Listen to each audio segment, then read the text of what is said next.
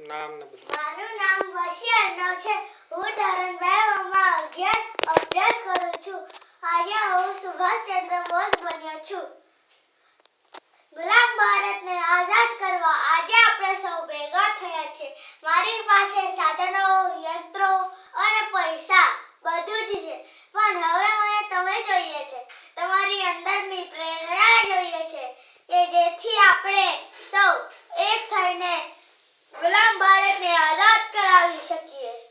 હું તમારી પાસે ફક્ત એક જ વસ્તુ માંગુ છું, એ છે ખૂન.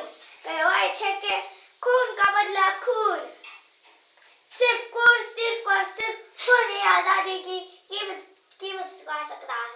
तुम मुझे खून दो, मैं तुम्हें आजादी दूं.